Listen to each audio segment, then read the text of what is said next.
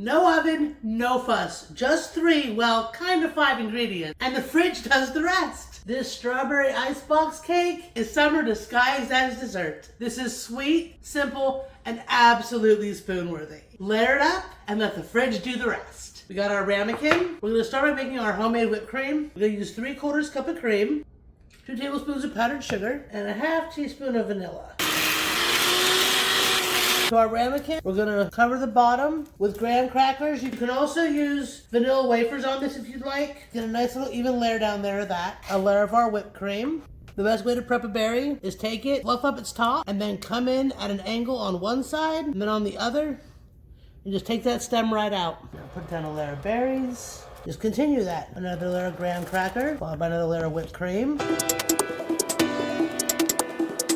There we go. All ready for the fridge. Now we'll cover that with plastic wrap, pop it in the fridge for 3 to 4 hours, and then it's ready to dive in.